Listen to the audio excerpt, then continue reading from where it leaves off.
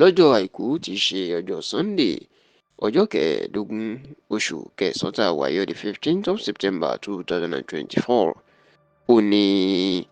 àwọn alágbára àti àwọn olórí orílẹ̀-èdè yìí ni wọ́n máa ṣèpàdé pàtàkì ní ìlú Minna ní ìpínlẹ̀ Niger. Èèyàn àwọn bíi olóyè Olúṣẹ́gun Ọbásanjọ́, ajagunfẹ̀yìntì Ibrahim Babangida, ajagunfẹ̀yìntì Abubakar Abdulsalam àti àwọn tó tún jẹ́ bí àwọn ọ̀gá ológun tẹ́lẹ̀, pàápàá ajagunfẹ̀yìntì Aliyu Gusau. Báyọ̀ ti wí pé níṣe láriwo mà kọ́kọ́ jáde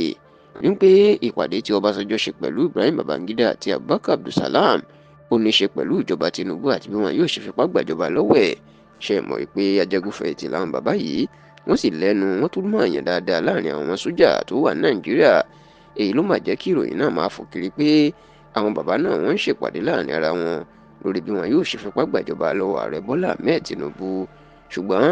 nígbà tó ń sọ̀rọ̀ nípa nǹkan tó ṣẹlẹ̀ ní ilé Babangida tó ti ṣe ìpàdé náà, Ọbásanjọ́ tó dé sí ìlú Minna ní ìpínlẹ̀ Niger ní nǹkan bíi aago 5 ìrọ̀lẹ́ lọ́nlù, tó sì jẹ́ pé òun àtàwọn bíi 10 tó tẹ̀lé ni wọ́n jọ gba ilé Babangida tó wà lágbègbè Etop ní Minna ní ìlú Niger lọ. Ó máa sọ̀rọ̀ nípasẹ̀ àtẹ̀jáde tó fi síta nípasẹ̀ agbẹnusọ ọ̀gbẹ́ni Kẹ́hìndé Akínyẹmí. Ó jẹ́ kó di mọ̀ pé kì í ṣe ọ̀rọ̀ ìjọba àbí wọ́n fẹ́ fipá gbàjọba ni Ọbásanjọ́ bá Babangida àti Abubakar Abdulsalam sọ. Wọ́n ní nǹkan tí àwọn bàbá náà tí wọ́n jọ sọ ó ní bí Ọbásanjọ́ ṣe lọ kí Babangida fún ayẹyẹ ọjọ́ ìbí ọdún 63 83 years tó ṣe ní ọjọ́ 17 oṣù kẹjọ ọdún tá a wà yìí, tó sì jọ wípé ó ní Ọbásanjọ́ sọ wípé òun lọ kí Babangida fún oní lásìkò tó ń ṣayẹyẹ ọjọ́ ìbí náà ní oṣù kẹjọ. Òun kò sí lórílẹ̀‐èdè Nàìjíríà ni ò jẹ́ kóun lè yọjú, àti pé ńgbà tóun ṣẹ̀ṣẹ̀ dé báyìí tóun sì ṣẹ̀ṣẹ̀ ráyè lòun ní kóun wá kí Ọbásanjọ́ tiẹ̀ tó jẹ́ kó di mọ̀ pé ọ̀dọ̀ gbajúgbajà alágbára ìlú Benin ní ìpínlẹ̀ Edo ni olóyè Gabriel Igbinedion, ìyẹn ẹni tó jẹ́ Ìsámà àti ìlú Benin. Ọlọ́dọ̀ ẹ̀ lòun ti ń bọ̀ níbi ayẹyẹ ọjọ́ ìbí 90 years of age tóun náà ṣẹ̀ṣẹ̀ ṣe, tó sì ní bóun ṣe kú òun bẹ́ẹ̀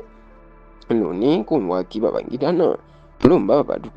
Babangida dúpẹ́ nítorí pé ilé rẹ̀ òun bá alálàáfíà, ilé rẹ̀ pé pérépéré, tó sì lóun gbàdúrà ẹ̀mí gígùn àti àlàáfíà fún un nítorí pé ó ti kó ipa takuntakun fún ìlọsíwájú